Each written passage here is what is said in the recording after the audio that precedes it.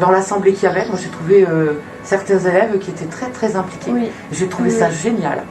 Bon, malheureusement je ne suis pas restée tout le temps parce que j'ai dû partir travailler, mais c'était très très bien. Franchement, bravo à vous, à la classe.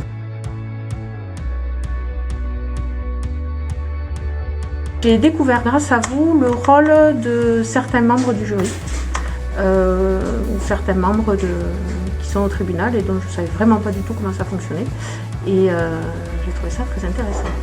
Moi, vous m'avez bluffé, vraiment. Donc, un grand bravo à vous tous, en tout cas. Cette affaire qui mêle à la fois du droit et de la citoyenneté, puisque en fait, chacun peut se sentir concerné par cette affaire qui était médiatisée, mais qui interpelle. C'est un sujet d'actualité que vous avez magnifiquement porté, et voilà. Et je trouve ça vraiment très chouette que ce soit un sujet porté par le lycée Olympe de Gouges, parce que c'est d'actualité, ça traite des dames, des femmes et des conditions parfois difficiles de ces dernières.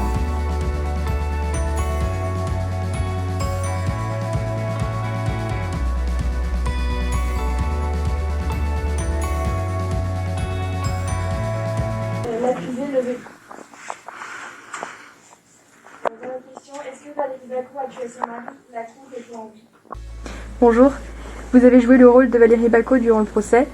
Qu'avez-vous ressenti à ce moment-là? C'est vrai que j'ai ressenti beaucoup d'émotions parce que c'est pas facile de se mettre à la place d'une personne qui a vécu autant de choses dans sa vie quand on n'a pas vécu le cas.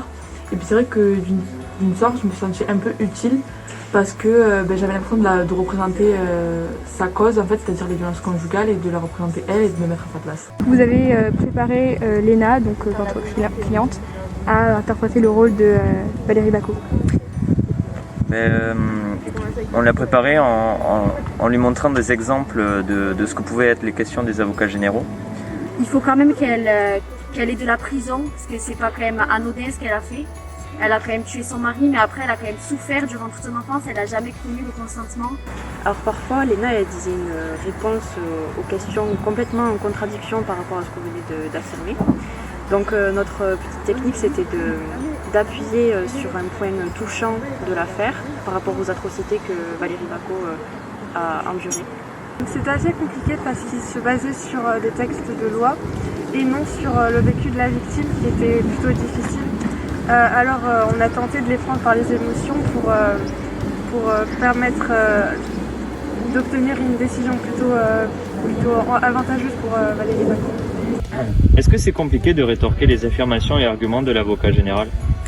Alors compliqué, oui, dans le sens où on ne peut pas leur répondre déjà directement. On ne peut pas s'adresser aux avocats généraux, il faut passer par des questions à travers les témoins. Et donc il s'agit surtout de réorienter les questions ou de poser des questions qui montrent une autre partie de l'histoire qui n'a pas été abordée par les avocats généraux.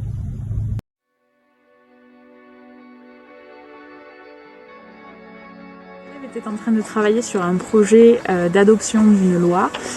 On avait abordé en débat la peine de mort, donc pour ou contre la peine de mort, et j'avais demandé à mes élèves de simuler les instances d'adoption d'une loi, donc à savoir Sénat, Assemblée nationale, avec une vérification du Conseil constitutionnel. Et un soir, pendant cette période, je suis tombée sur le reportage d'enquête criminelle concernant l'affaire Valérie Bacot. J'ai trouvé que cette affaire pouvait être une piste intéressante pour les arguments contre la peine de mort. J'en ai donc parlé aux élèves qui s'en sont saisis. Ils ont été vraiment très inspirés par cette affaire, très intéressés par cette affaire. Voyant leur intérêt, j'ai décidé de leur proposer de simuler le procès qui n'a pas encore eu lieu et qui aura lieu à la fin du mois de juin. Je trouvais intéressant de prendre une affaire qui n'a pas été déjà jugée. Comme ça, ils n'étaient pas influencés en fait par le vrai verdict qui a été rendu. Ils ont donc pu se faire leur propre avis, trouver leurs propres arguments. Une fois le projet lancé, les élèves ont tout d'abord fait des recherches globales donc sur l'affaire. On a créé un Padlet récupérant toutes les sources d'informations qu'on pouvait trouver sur internet sur cette affaire. Ensuite, je leur ai attribué des rôles du procès en fonction de ce qu'ils souhaitent faire comme orientation. Donc ceux qui se destinaient à faire du droit sont devenus des magistrats, des avocats. Ceux qui se destinent à une autre carrière ont joué le rôle de juré, de témoin éventuellement. Et bien sûr, j'ai laissé les élèves volontaires, les élèves se porter volontaires pour le rôle de Valérie Bacot, puisque c'était quand même quelque chose de très intense. Je ne voyais pas l'imposer à un élève. Donc Léna a accepté de jouer le rôle de Valérie Bacot. Ensuite, une fois que je leur ai attribué leur rôle, les élèves ont commencé par déterminer quel était justement en quoi consistait ce rôle. Si on était magistrat, quel rôle on avait dans un procès en assises. Et ils ont ensuite dirigé leur recherche vers des éléments qui serviraient à la réalisation de leur rôle. Donc les avocats généraux ont recherché des textes de loi qui étaient utiles à la détermination des charges qui pesaient contre Valérie Bacot. Les avocats de la défense ont recherché les points de l'histoire de Valérie Bacot qui pouvaient jouer en sa faveur et alléger le verdict. J'ai donc accompagné mes élèves tout au long de ces recherches. Je leur ai ensuite demandé de construire leur réquisitoire et leur plaidoirie.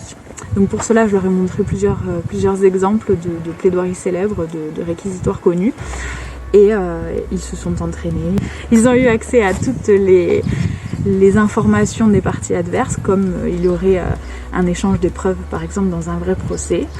Et nous avons passé 2 mois donc à construire toute cette partie-là avant de réaliser le procès dans la réalité, donc le 1er et le 2 avril, en 2 heures.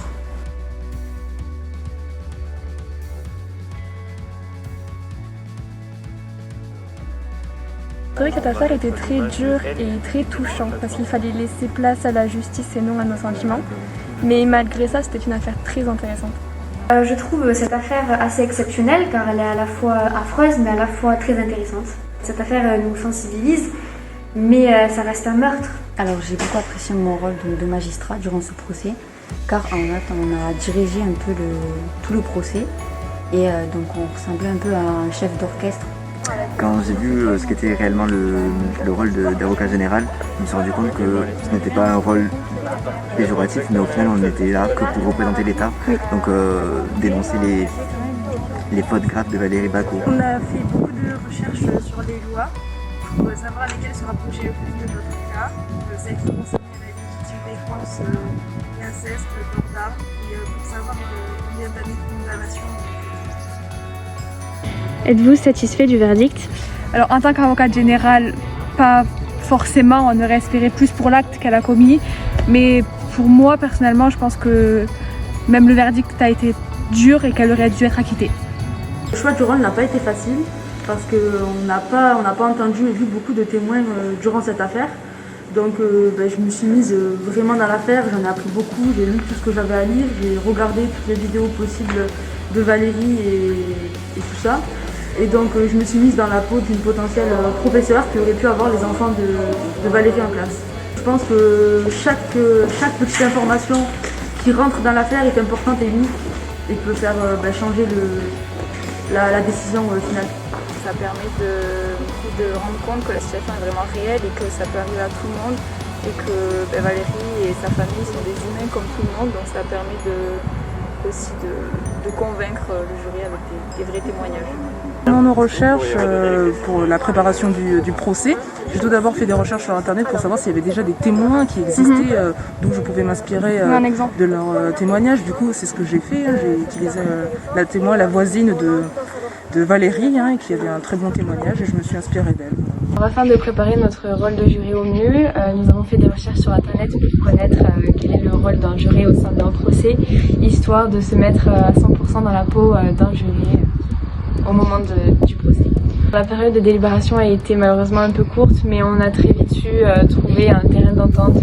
En tant que jury, nous avons dû nous détacher des informations et des faits sur l'affaire que nous connaissions et que nous avions appris dans nos recherches afin d'avoir une vision objective de l'affaire et de pouvoir donner un verdict le plus juste possible.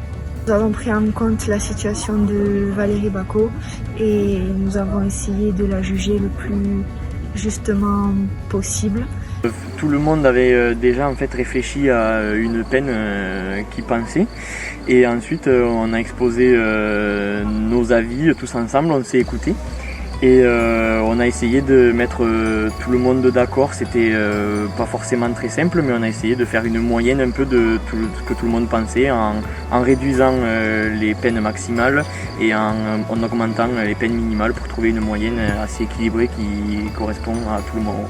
Pourquoi ne pas avoir mis une peine de prison plus lourde ? Tout simplement parce que nous trouvions que Valérie avait déjà assez payé durant sa vie et que ça aurait été cruel de lui mettre plus. C'est quand même une affaire horrible en soi. On voit quand même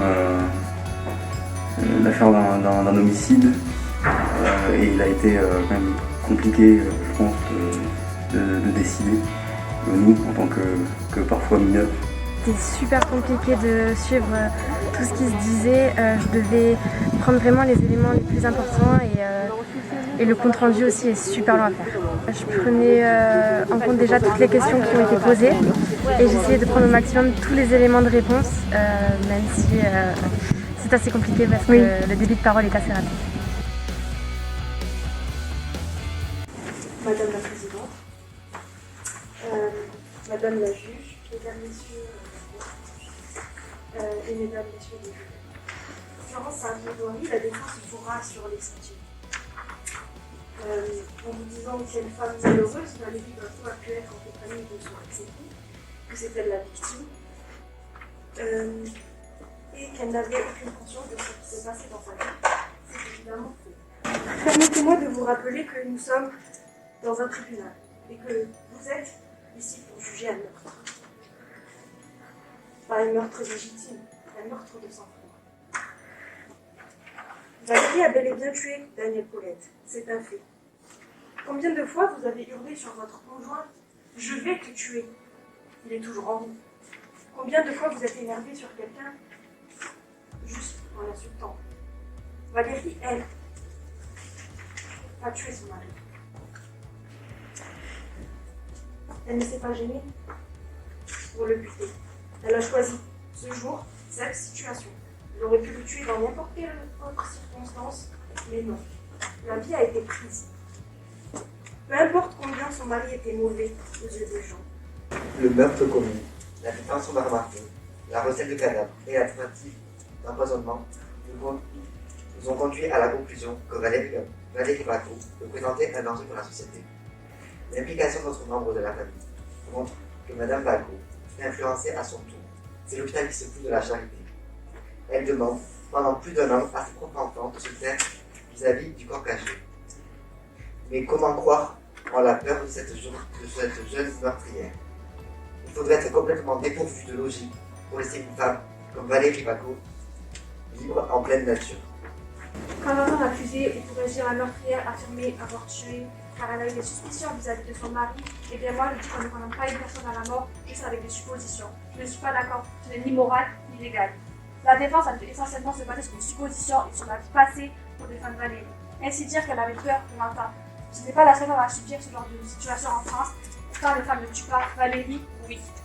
Votre décision, chers jurés, doit être basée sur le droit et non sur la morale.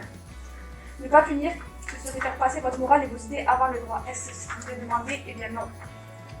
Nous vous demandons alors, chers jurés, de faire appliquer notre loi et de ce fait, nous demandons à la Cour que Valérie purge une peine de 30 ans de prison ferme et une amende totale de 130 000 € pour avoir assassiné son mari d'une balle dans la nuque, tenté de maquiller le meurtre en recevant le cadavre à l'aide de ses enfants et du petit ami de sa fille, avoir utilisé et possédé une arme illégalement et avoir aussi essayé d'empoisonner son victime. Cette sentence, comme vous pouvez le penser, n'est pas lourde, mais juste. Un meurtre reste un meurtre, tout comme la recette de cadavre reste un mensonge et la justice est droite. Madame la Présidente, Mesdames, Messieurs de la Cour, Mesdames, Messieurs les juges, votre attention est primordiale. Nous allons tout d'abord parler du parcours de cette femme, qui a été violée, battue et isolée de tout pendant tant d'années. Aujourd'hui, elle est accusée du meurtre de son bourgeois. Celle-ci n'a pas eu de véritable éducation, ni de modèle paternel. Elle n'a jamais connu le consentement de sa vie, et ce n'était qu'une petite fille lors de premières agressions. Elle était très vulnérable et pensait qu'aucune autre issue n'était possible. Enfant, Ses parents ne lui accordaient aucune attention, et c'est ainsi que Daniel Paulette a profité de cette fragilité et de cette naïveté pour faire de Valérie sa marionnette. Ce n'est que le 13 mars 2016, après 24 ans de souffrance, que Valérie Bagot a réussi à sortir de ce cauchemar. Comment en vouloir à une femme poussée par son instinct de survie? Celle-ci s'est tout simplement défendue et a voulu protéger ses enfants, notamment sa fille, face à une menace que représentait M. Paulette. Si ce n'était pas Valérie qui le tuait, celui-ci l'aurait fait. Et vous, qu'auriez-vous fait à sa place? Celui-ci l'aurait sûrement assassiné, en plus d'avoir ôté le contrôle de sa propre vie. Malgré de nombreux appels à la gendarmerie, rien n'a été fait pour éviter le coup. Et plus que tout, nos institutions sont responsables de ce meurtre, car celui-ci n'aurait jamais eu le droit de retourner dans le foyer lorsque Valérie a enduré des agressions lorsqu'elle était enfant. Alors, mesdames, messieurs les jurés, je vous demande de ne pas reproduire cette erreur. Je la crois profondément quand elle dit « Je n'ai pas eu le choix, c'était lui ou moi ». Cette femme, comme des milliers, ont assez souffert. Madame Bacot ne devrait pas vivre un tel acharnement judiciaire après avoir vécu tant d'années, violée, frappée, humiliée. C'est bien elle, notre victime aujourd'hui.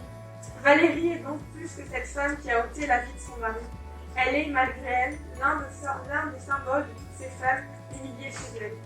Ces femmes à qui l'on a enlevé toute dignité, celles qui vivent dans la terreur de leurs tortionnaires, dans le tremblement de leurs fleurs. L'accusé levé. Deuxième question, est-ce que Valérie Bacot a tué son mari? La Cour répond oui.